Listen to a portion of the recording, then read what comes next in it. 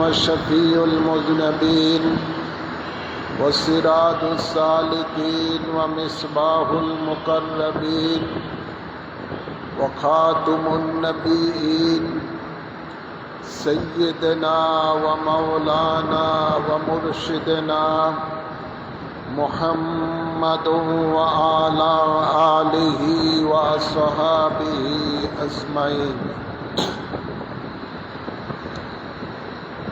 أما بعد فأعوذ بالله من الشيطان الرجيم بسم الله الرحمن الرحيم ومن يعص الله ورسوله يتعد حدوده يدخله نارا خالدا فيها وله عذاب مهين إن الله وملائكته يصلون على النبي يا أيها الذين آمنوا صلوا عليه وسلموا تسليما اللهم صل على سيدنا مولانا محمد وعلى آله مولانا محمد اللهم صل على سيدنا مولانا محمد وعلى آل سيدنا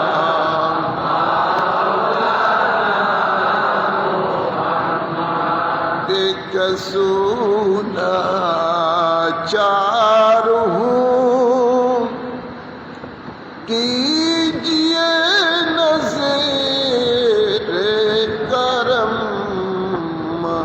ऐ हबीब रब्बे अकबर या मोहम्मद मुस्तफा अल्लाहुम्मा सल्ली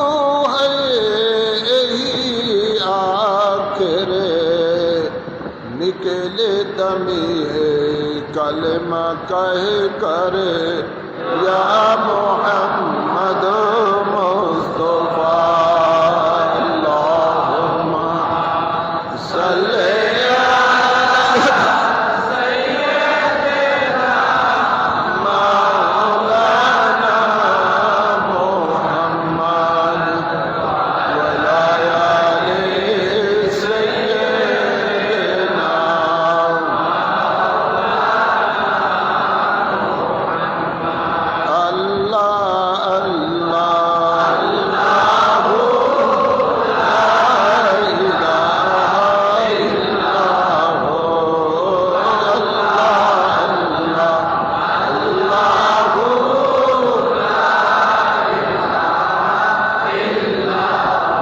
सबसे अकरम सबसे अफजल सबसे है ओ आला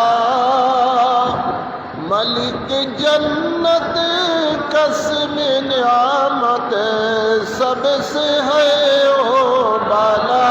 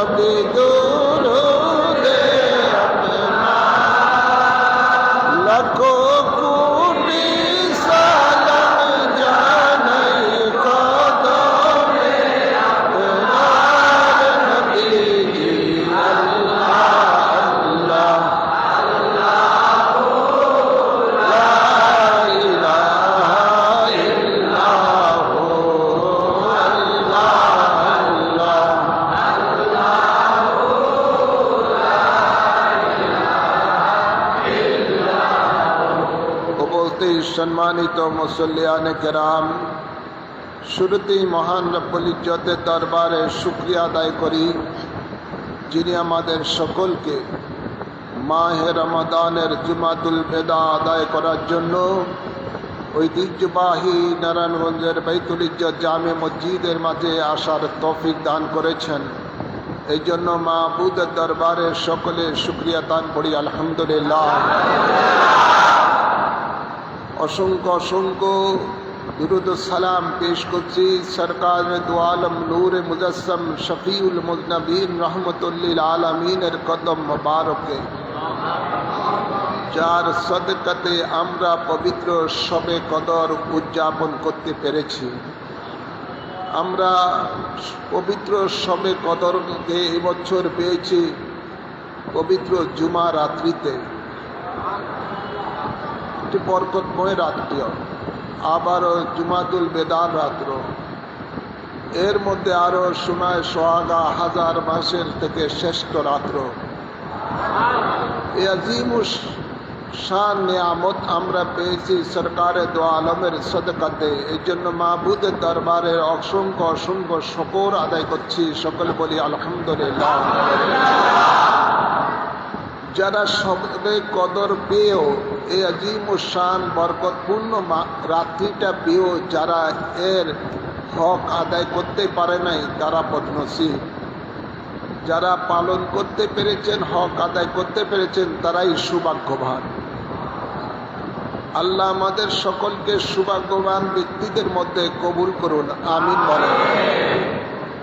সাথে সাথে আরো অসংখ্য দুরুদ সালাম পেশ করছি নূরের নবী রহমতের নবীর আওলাদগণের কদম মোবারকে, আল্লাহুম্মা আমিন বলি। আল্লাহর হাবিবের ঘোষণা অনুযায়ী মাহে রমাদানের শেষের 10 দিন জাহান্নাম থেকে নাজাত পাওয়ার 10 দিন, ওয়া আখিরুহু ইতকুন মিনান নার। জাহান্নাম একটি ভয়াবহ স্থান, যেই জাহান্নাম সম্বন্ধে আল্লাহ তাবারক ওয়া তাআলার হাবিবের দরবারে একদা জিবরাইল আমিন বর্ণনা করেছিলেন। হযরত জিবরাইল আমিন আলাইহিস সালাম একদা রাসূল পাকের দরবারে অসময়ে উপস্থিত হলেন এবং একটা ভীতি চেহারা নিয়ে, ভয় চেহারার মধ্যে। যে সময় এমন সময় এসেছেন যে সময় সচরাচর জিবরাইল আমিন রাসূল পাকের দরবারে আসেন না। আল্লাহর হাবিব নূরে মুজাসসাম জিবরাইল আমিনকে জিজ্ঞাসা করলেন, ও ভাই জিবরাইল, এই অসময়ে তুমি কেন আসছো এবং তোমার চেহারার মধ্যে যেন একটা ভয় ভয় ভাব। হযরত জিবরাইল আমিন বলেন, ইয়া রাসূলুল্লাহ সাল্লাল্লাহু আলাইহি সাল্লাম, আমি আপনাকে একটা খবর দেওয়ার জন্য আসছি। আমি সিদরাতুল মুনতাহার মধ্যে বসা অবস্থায় ছিলাম, এমন সময় আমার কানে আওয়াজ আসলো গায়েবের থেকে, যেন বলতেছেন, হে জাহান্নামের আগুন, তোমার আগুনকে আরো তেজ করো। এই কথাটা শোনার পরে আপনার কাছে আমি আসছি এই সংবাদ দেওয়ার জন্য। আল্লাহর নবী রহমতুল্লিল আলামিন বলতেছেন, ও ভাই জিবরাইল, জাহান্নামটা কেমন? জিবরাইল আমিন বলতেছেন, ইয়া রাসূলুল্লাহ সাল্লাল্লাহু আলাইহি সাল্লাম, জাহান্নামের আগুনটা 500 বছর হিট দেওয়ার ফলে লাল রং ধারণ করেছিল। এরপরে এই জাহান্নামের আগুনকে নির্দেশ দেওয়া হয়েছে, তোমার আগুনকে আরো তেজ করো। আবার 500 বছর জাহান্নামের আগুনকে হিট দেওয়ার পরে জাহান্নামের আগুনটা সাদা রং ধারণ করলো। এরপরে আল্লাহ নির্দেশ দিলেন, হে জাহান্নামের আগুন, তোমার আগুনকে আরো তেজ করো। তারপরে আবারও 500 বছর হিট দেওয়ার পরে ওই জাহান্নামের আগুনটা কালো রং ধারণ করেছে। এখন আবারও আল্লাহ বলতেছেন জাহান্নামের আগুনকে আরো তেজ করার জন্য। এমন সময় একটা বিকট শব্দ রাসূলে পাকের কান মুবারকে আসলো। আল্লাহ নবী বলেন, ও জিবরাইল, এই আওয়াজটা কোথায় থেকে আসলো? জিবরাইল আমিন বলেন, এই আওয়াজটা জাহান্নাম থেকে এসেছে। যেমন ইয়া রাসূলুল্লাহ সাল্লাল্লাহু আলাইহি সাল্লাম 500 বছর পূর্বে একটা পাথর জাহান্নামের মধ্যে নিক্ষেপ করা হয়েছিল। 500 বছর পরে ওই পাথরটা জাহান্নামের তলার মধ্যে লেগেছে, লাগার পরে এই আওয়াজটা হয়েছে। এবং মনে করেন জাহান্নামটা কত গভীর, কত গভীর। 500 বছর পূর্বে একটা পাথর নিক্ষেপ করার পরে যত সময় লেগেছে তলার মধ্যে লাগতে, তত গভীর এই জাহান্নামটা। জিবরাইল আমিন বলেন, ইয়া রাসূলুল্লাহ সাল্লাল্লাহু আলাইহি ওয়াসাল্লাম, ওই জাহান্নামের মধ্যে কোনো যদি একটা সুই দ্বারা ছিদ্র করে দেওয়া হয়, তাহলে খোদার খোদাইত্বের মধ্যে যত সৃষ্টি আছে সব কিছু জাহান্নামের আগুনের তেজের দ্বারা জ্বলে পুড়ে ছারখার হয়ে যাবে। নাউযুবিল্লাহ বলেন। এরপরে জিবরাইল আমিন বলেন, ওই জাহান্নামের মধ্যে আল্লাহ যে জাহান্নামের ফেরেশতা রেখেছেন জাহান্নামীদেরকে শাস্তি দেওয়ার জন্য, ওই সমস্ত ফেরেশতাদের মধ্যে থেকে যদি একটা ফেরেশতা দুনিয়াতে ফালানো হয়, তাহলে তার দেহের থেকে যে দুর্গন্ধ বের হবে, তাহলে সৃষ্টি জগতের মধ্যে যত প্রাণী আছে সব সাথে সাথে মরে ছারখার হয়ে যাবে। নাউযুবিল্লাহ বলেন। এরপরে জিবরিল আমিন বলেন, ইয়া রাসূলুল্লাহ সাল্লাল্লাহু আলাইহি সাল্লাম, এই জাহান্নামীদেরকে বাঁধার জন্য যে শিকল রাখা হয়েছে, এই শিকলগুলি যদি একটা ছোট্ট অংশ কড়া, একটা শিকলের কড়া ছোট্ট অংশ যদি পৃথিবীর সবচেয়ে বড় পাহাড়ের উপরে রাখা হয়, ওই পাহাড়টার সাথে সাথে ওই শিকলের ওজনের কারণে মোমের মতো একদম গলে জমিনের সাথে মিশে যাবে। নাউযুবিল্লাহ বলেন। ওই শিকল দ্বারা জাহান্নামীদেরকে বাঁধা হবে। এরপরে আরো বলা হলো, জাহান্নামের মধ্যে আল্লাহ যে সাপ এবং বিচ্ছু রেখেছেন জাহান্নামীদেরকে দংশন করার জন্য, ওই সমস্ত সাপ এবং বিচ্ছু দুনিয়ার মধ্যে এক একটা গাধার মতো বড়। আর ওই সাপ এবং বিচ্ছুর যদি 1 ফুটা বীজ জমিনের মধ্যে ফালানো হয়, তাহলে পৃথিবীর সমস্ত গাছপালা তরুলতা জ্বলে ফুরে ছারখার হয়ে যাবে। নাউযুবিল্লাহ বলেন না।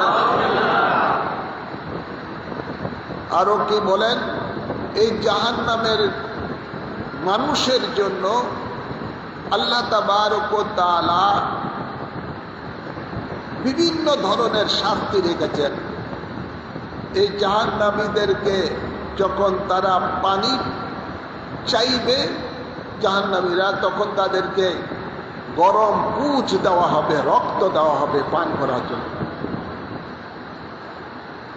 বিভিন্ন আযাবের কথা যখন শুনলেন, তখনই আল্লাহর নবী চোখের পানি ফেলে ফেলে কান্না শুরু করে দিলেন, হায় আমার উম্মতের কি হবে।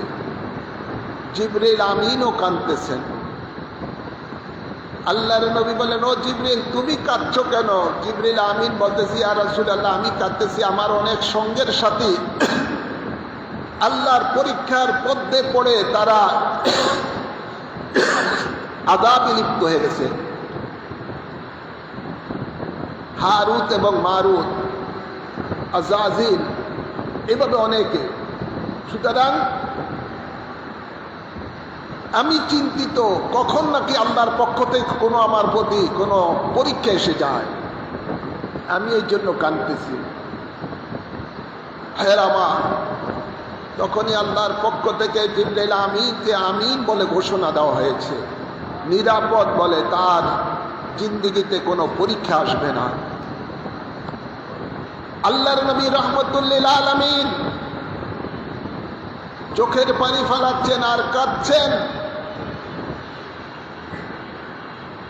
আর বলতেছেন, ও জিবরাইল, জাহান্নামের পরিচয় আর আমার সামনে দিও না, আমার মনে হয় যেন কলিজাটা আমার ফেটে যায়। এই জন্য যে আমার উম্মতে কি হবে, আমার উম্মতের কি হবে, রাসূলে পাক উম্মতের চিন্তায় চিন্তিত। আল্লাহ তাবারক ওয়া তাআলা রাসূলে পাককে খুশি করার জন্য তার উম্মতের জন্য আল্লাহ তাবারক ওয়া তাআলা এই মাহে রমাদানের একটা আযীমুশ শান রাত্র দিয়েছেন, যেটা হলো লাইলাতুল কদর। এই রাত্রটার যখন ঘোষণা এসেছে, আল্লাহর নবী খুশি হয়ে গেছেন। সুবহানাল্লাহ বলেন না? এই রাত্রটার মধ্যে যারা ইবাদত করেছেন, ওনারা হাজার মাসে থেকে অধিক ইবাদত করলে, অন্যান্য নবীদের উম্মতেরা হাজার মাস থেকে অধিক ইবাদত করলে যত সওয়াব পেত, উম্মতে মুহাম্মদীরা এক রাত্রিতে সেটা পেয়ে যাবে। এবং অসংখ্য জাহান্নামীদেরকে আল্লাহ এই রাত্রিতে ক্ষমা করে দিবেন, তাদেরকে জান্নাতি বানিয়ে দিবেন। হ্যাঁ আমার আল্লাহ তাবারক ওয়া তাআলা কাদেরকে জাহান্নাম দিবেন, কোরআনে পাকে আল্লাহ স্পষ্ট জানিয়ে দিচ্ছেন, ওয়ামাই ইয়াসি আল্লাহ ওয়ার রাসূলাহু ইয়াতাআদ্দা হুদুদাহু ইউদখিলহু নারান খালিদান ফিহা ওয়া লাহু আযাবুন আলীম। আল্লাহ তাবারক ওয়া তাআলা বলতেছেন, আমি জাহান্নাম কাদেরকে দেব শুনো, যারা আল্লাহ রসুলের নাফরমানি করে, যারা আল্লাহ রসুলের নাফরমানি করে। ওয়ামাই ইয়াসি আল্লাহ ওয়ার রাসূলাহু, যারা আল্লাহ এবং রাসূলের নাফরমানি করে, যারা আল্লাহ রসুলের কথা মানে না, আল্লাহ রসুলের দেওয়া বিধানকে যারা মানে না, আল্লাহ বলেন ইয়াতাআদ্দা হুদুদাহু, আমার হুদুদ, আমার সীমা, আমার বান্দাদের জন্য আমি যে সীমা দিয়েছি, যে হারাম হালালের একটা সীমা রেখা দিয়েছি, এই সীমার রেখাকে যারা লঙ্ঘন করবে, এদেরকে ব্যাপারে আল্লাহ বলতেছেন, যারা আল্লাহ রসুলের নাফরমানি করবে, আল্লাহর দেওয়া সীমাকে যারা লঙ্ঘন করবে, আল্লাহ বলেন তাদেরকেই উদখিলহু নারান খালিদান ফিহা, আমি তাদেরকে জাহান্নামে প্রবেশ করাবো।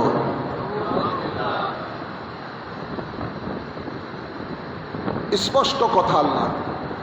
আল্লাহ বলেন আমি এদেরকে জাহান্নামের মধ্যে প্রবেশ করাবো, নিক্ষেপ করব, যে জাহান্নামের আগুন আযাবটা অত্যন্ত ভয়াবহ।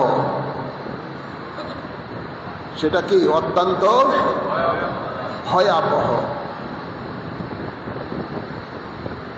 হ্যাঁ আমার কোরআন আমাদেরকে সব স্পষ্টভাবে জানিয়ে দিয়েছেন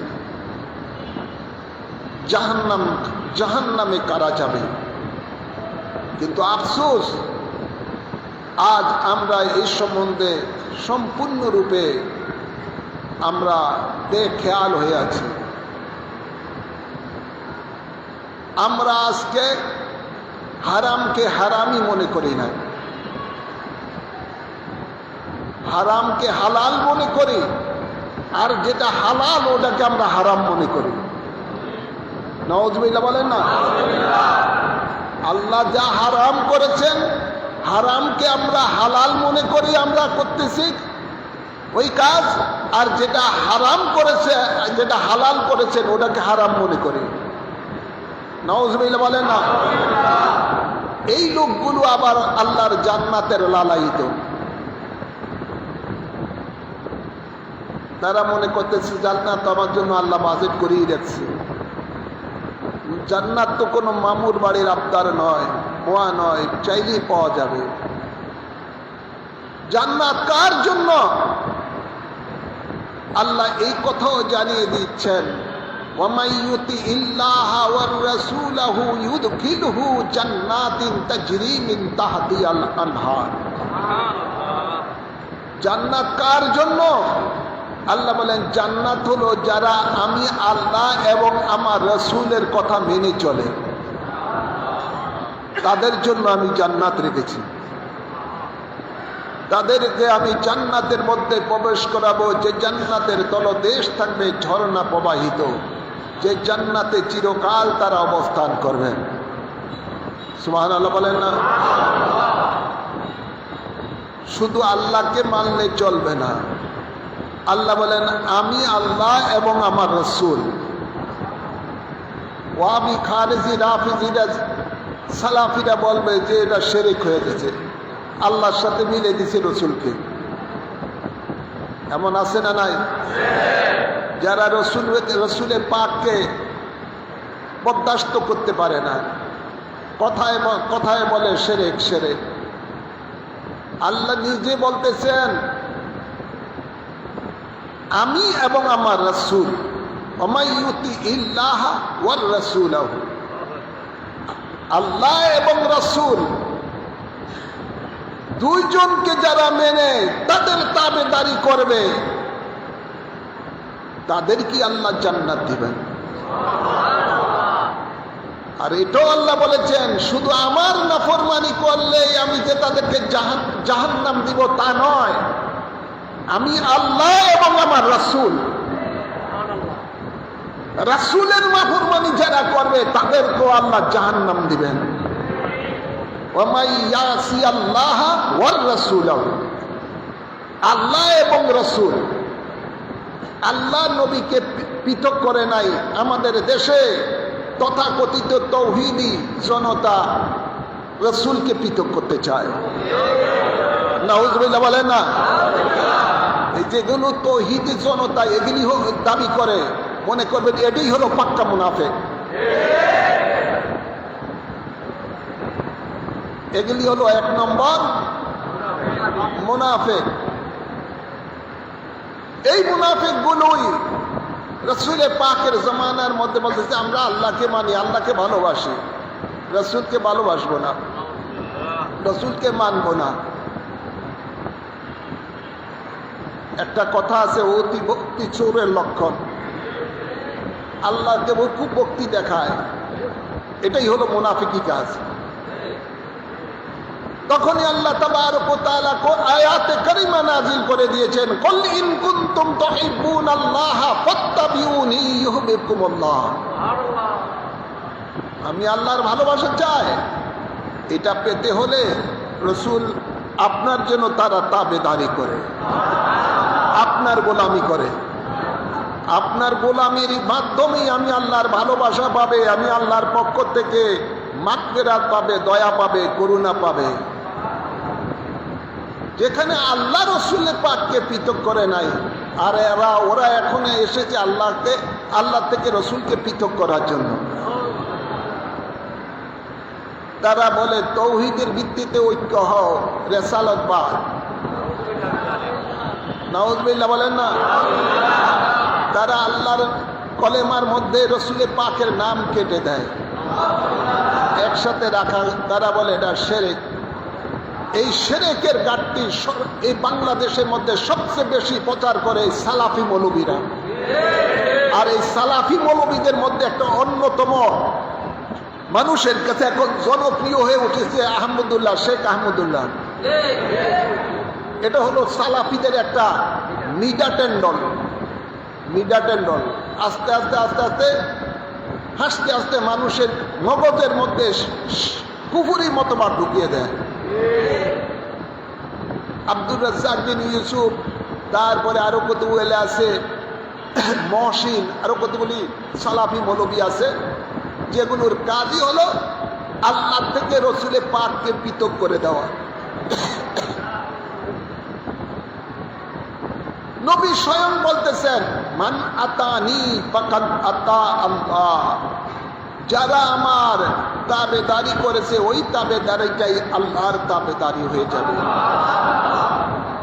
আল্লাহ স্বয়ং বলতেছেন, মাইয়ুতি রাসূলা ফাকাদ আতা আল্লাহ, আমার রাসূলের তাবেদারিতেই আমি আল্লাহর তাবেদারি। যেখানে আজানের মধ্যে আল্লাহর নামের আওয়াজের সাথে রসুল পাকের নামের আওয়াজ, একামতের মধ্যে আল্লাহর আওয়াজের সাথে রসুল পাকের আওয়াজ, নামাজের মধ্যে আল্লাহর ইবাদত, খাস ইবাদত, এই ইবাদতের মধ্যে রসুল পাকের আওয়াজ, আসসালামু আলাইকা আইয়ুহান নবী ওয়া রাহমাতুল্লাহি ওয়া বারাকাতুহু। কোন জায়গায় রসুল পাককে আল্লাহ রাখে নাই? সব জায়গায় আল্লাহ তাবারক ওয়া তাআলা তার হাবিবকে রেখেছেন। যেখানে আল্লাহ নিজে স্বয়ং বলতেছেন আলহামদুলিল্লাহি রাব্বিল আলামিন, নিজের পরিচয় দিচ্ছেন যে আমি সমগ্র আলমের রব। তাই আল্লাহ তাবারক ওয়া তাআলা তার হাবিবকে বাদ রাখেন নাই। সেই সমগ্র আলমের মধ্যে আল্লাহ রুবুবিয়তের মধ্যে তার হাবিবকে সেখানেও আল্লাহ রেখেছেন ওমা আরসালনাকা ইল্লা রাহমাতাল লিল আলামিন। আমি যত আলমের জন্য রব, অত আলমের মতো আমার বন্ধুকে রেখেছি রহমত। যেখানে আল্লাহ নিজে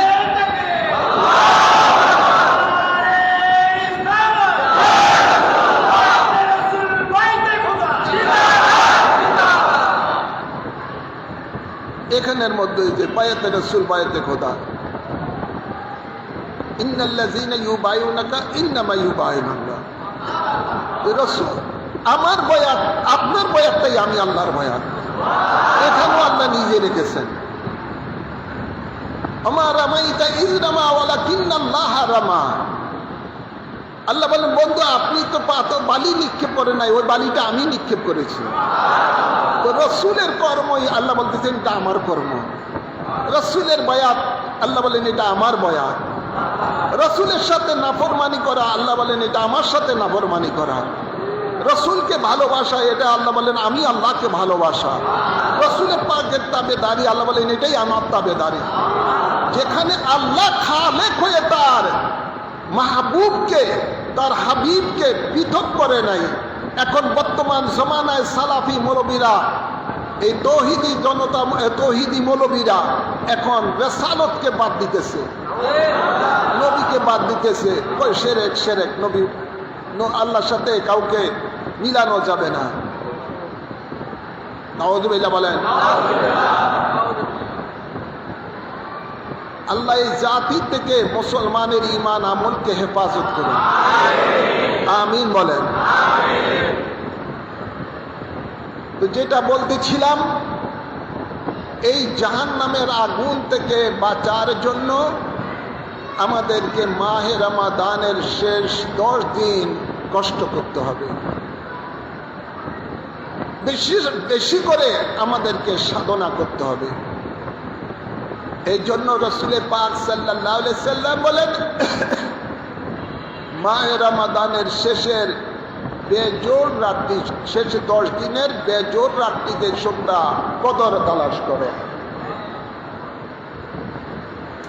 21, 23, 25, 27 সামনে রয়েছে, আমাদের সামনে রয়েছে 29। এসব রাত্রিতে অধিক রূপে আমাদেরকে আল্লাহর ইবাদত করে করে ইস্তেগফার পড়ে পড়ে জাহান্নামের আগুন থেকে আমাদেরকে আল্লাহর দরবারে ফানা চাইতে হবে। হাদিস শরীফে রয়েছে এই দোয়াটা এভাবে জন্য আল্লাহর কাছে ক্ষমা চায়, আল্লাহুম্মা ইন্নাকা আফুউন তুহিব্বুল আফওয়া ফাফু আন্না বা ফাফু আন্নি। যে আল্লাহ নিশ্চয়ই তুমি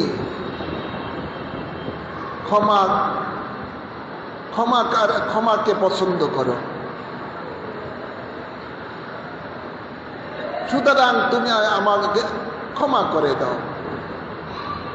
তো আল্লাহ ক্ষমাকারী, আল্লাহ ক্ষমাকারীকে পছন্দ করেন। তা আল্লাহর কাছে আমাদেরকে ক্ষমা চাইতে হবে। যে যত বেশি আল্লাহর দরবারে অনুনয় বিনয় করে ক্ষমা চাইবেন, আল্লাহ তাবারক ওয়া তাআলা সেই বান্দা বান্দির উপরে বেশি করে খুশি হয়ে যাবেন। গুনাহ না থাকতেও নিজেকে গুনাহগার মনে করতে হবে, নিজেকে সবচেয়ে বড় পাপী মনে করতে হবে। তাহলে আল্লাহ তাবারক ওয়া তাআলা তার মর্যাদাকে আরো বুলন্দ করে দিবেন। সেই বন্দা থেকে আল্লাহ বন্ধু হিসাবে কবুল করে নেবেন। আর মাত্র কয়েকটা দিন আমাদের সামনে, এই 2-3টি দিন আমাদের সামনে রয়েছে। এই সামনের এই 2-3টি দিনে যেন আমরা অধিক রূপে আল্লাহর ইবাদত করি, অধিক রূপে তাসবিহ তাহলিল করি, ইস্তেগফার পড়ি, দুরূদ ও সালাম পড়ি, কোরআন শরীফের তেলাওয়াত করি এবং বেশি বেশি করে দান সদকা করি। আল্লাহ কবুল করুন। বেশি বেশি করে দান সদকা করলে আল্লাহ খুশি হয়। এই দান সদকার দ্বারাও মানুষের গুনাহ মোচন হয়ে যায়। আল্লাহ কবুল করুন, আমিন বলেন। আল্লাহ বলেন ওয়া আম্মাস সাইলা ফালা তানহার, সাইলদেরকে তোমরা বিমুখ করো না। বেশি বেশি করে দান সদকা করতে হবে, তাহলে আল্লাহ তাবারক ওয়া তাআলা এই দানের দ্বারাও তাদের গুনাহ মোচন করে দেন, তার রিজিকের মধ্যে বরকত দান করে দেন। তা আপনাদের সকলকে বলবো, হেলায় এদিক সেদিক ঘোরাফেরা করে এই বাকি 2-3টি দিন সামনে রয়েছে মাহে রমাদানের, এগুলোকে কাজে লাগান। হতে পারে অনেকের জীবনের এই শেষ সুযোগ, জীবনে আরেকটা সুযোগ নাও আসতে পারে, জীবনে আরেকটা সুযোগ নাও আসতে পারে। এটাই হতে পারে জীবনের শেষ সুযোগ মাহে রমাদানের গুনাহ মোচনের জন্য। আমাদের মাহে রমাদান শেষ আসলেই শুরুতে কিছু ইবাদতের জোশ থাকে, শেষের দিকে আসলে ইবাদতের জোশ থাকে না। জোর চলে যায় মার্কেটের মধ্যে, কেনাকাটার মধ্যে, আছে না নাই? কেনাকাটার মধ্যে চলে যায়। আহারে, খুশি তো তার জন্য যে মাহে রমাদানের এই মহা নেয়ামতকে পেয়ে তার হক আদায় করেছেন ইবাদতের মাধ্যমে। যে উদ্দেশ্য নিয়ে আল্লাহ মাহে রমাদানের রোজা ফরজ করেছেন, সেই উদ্দেশ্যকে যারা বাস্তবায়ন করতে পেরেছেন তার আমলের দ্বারা, তার জন্য তো এই মাহে রমাদান হলো শেষের দিকে খুশির দিন। আর তাদের জন্য দুঃখের দিন যারা এই নিয়ামত পাওয়ার পরও কাজে লাগাতে পারে নাই। কিন্তু দেখা যায় আজকে তাদের মধ্যে বেশি খুশি দেখা যায়, ঈদের খুশি। যারা এই নিয়ামত পাওয়ার পরও কাজে লাগাতে পারে নাই, যারা এখনো মুত্তাকি হতে পারে নাই, ফরেজগার হতে পারে নাই, হারামকে বর্জন করতে পারে নাই, রসুলের পাকের রঙে রঙিন হতে পারে নাই, এখনো আল্লাহ রসুলের নাফরমানি কাজগুলো থেকে তওবাতুন নসুহা করে ফিরে আসতে পারে নাই, দেখবেন এদের মধ্যে ঈদের প্রবণতা বেশি দেখা যায়।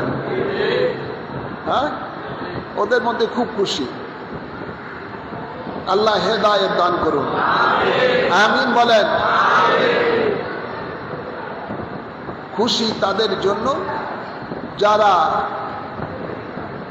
মুত্তাকি হতে পেরেছেন, যারা বান্দা থেকে আল্লাহর বন্ধু হতে পেরেছেন, যারা আল্লাহ রসুলের নাফরমানি কাজগুলো থেকে নিজের মুখকে ফিরিয়ে নিয়েছেন, তাদের জন্যই খুশি। আল্লাহ কবুল করুন। মাহে রমাদান শেষের দিকে আমরা আমাদের মধ্যে খুশি, কিন্তু আপনারা একটু চিন্তা করেছেন আপনার পূর্বপুরুষ, আপনার মা বাপ, আপনার পাশের লোক, আপনার কাছের লোক, ভাই ব্রাদার, কবরবাসী যারা হয়ে আছে তাদের মধ্যে কত আতঙ্ক, কত চিৎকার শুরু হয়ে গেছে।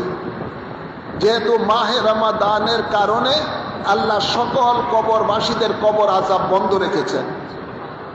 মাহে রমাদানের শেষের পরেই আবার যাদের কবর আযাব আগে হতো তাদের কবর আযাব শুরু হয়ে যাবে।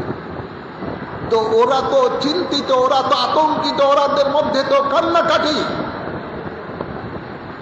এই অবস্থা তো আপনার জীবনে আমাদের জীবনেও হতে পারে, ঠিক না বাড়ি? এই অবস্থাটা হতে পারে কি পারে না? সুতরাং ওই অবস্থাটা যেন না হয় কবরের মধ্যে আপনার আমার, তার জন্য আপনাকে দুনিয়া থেকে কাজ করে যেতে হবে।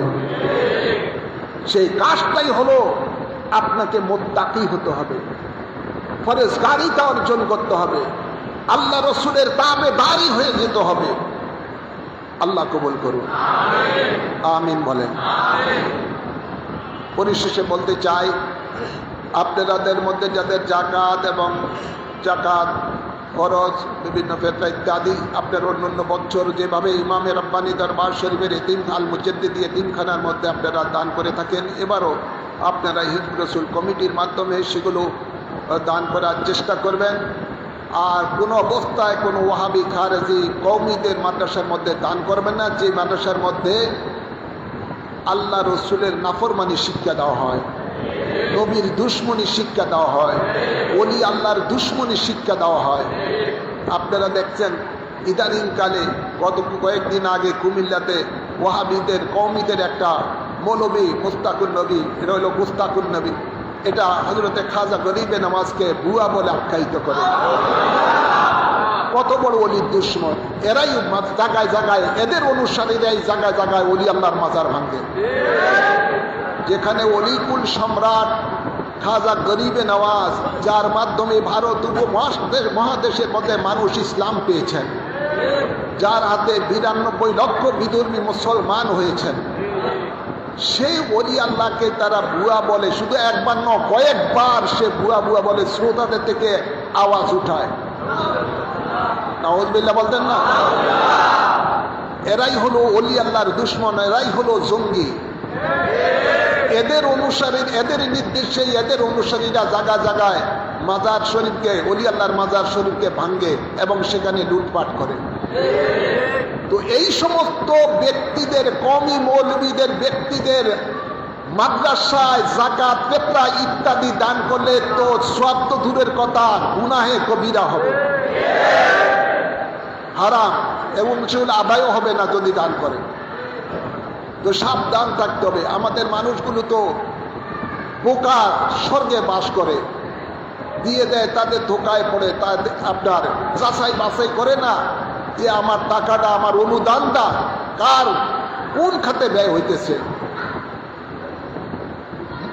অধিকাংশ জায়গায় জায়গায় মুনাফিকেরা এভাবে ব্যাংকের ছাতার মতো মাদ্রাসা করে বড় বড় ব্যবসায়ীদের কাছে যে তাদেরকে বড় বড় অনুদান তারা নিয়ে তারা আপনার এই ধরনের নবী ওলির দুশ্মনী শিক্ষা দেওয়া হয়। তাই সাবধান থাকতে হবে, এদের মাদ্রাসায় কোনো রকমের অনুদান দেওয়া যাবে না। দিলে এই দান আপনার তো হক আদায় হবেই না, বরং আপনাকে জাহান্নামের ঠিকানায় নিয়ে যাবে। আল্লাহ মানুষকে সত্য বুঝার তৌফিক দান করুন, আমিন বলেন। যেখানে সুন্নি মাদ্রাসা আছে, ওলি আল্লাহর প্রেম শিক্ষা দেওয়া হয়, নবীর প্রেম শিক্ষা দেওয়া হয়, আল্লাহর প্রেম শিক্ষা দেওয়া হয়, সঠিক ইসলামের শিক্ষা দেওয়া হয়, সেখানে আপনারা দান করবেন। আল্লাহ কবুল করুন, আমিন বলেন। আরেকটি ব্যাপার, আপনারা জানেন এই দরবার শরীফের একনিষ্ঠ একজন খাদেম ছিলেন রাজু আহমেদ। তার কোনো ছেলে সন্তান নাই, তার মেয়ে কয়েকটা রয়েছে, অত্যন্ত অসহায় গরিব অবস্থা আছে, যাদেরকে এই আপনার জাকাত ফিতরা ইত্যাদি দিলে এটা সঠিকভাবে আদায় হবে। তো আপনারা বিভিন্ন নিজস্ব অনুদান হন, জাকাত হন, বিভিন্ন কিছু অনুদান আপনারা তাদের সেই ফ্যামিলিটাকে দান করা অত্যন্ত কর্তব্য। আপনারা যারা পারেন সাধ্য মতো সেখানে ওই ফ্যামিলিকে দান করবেন। ওমা আলাইনা ইল্লাল বালাগ, যারা সুন্নত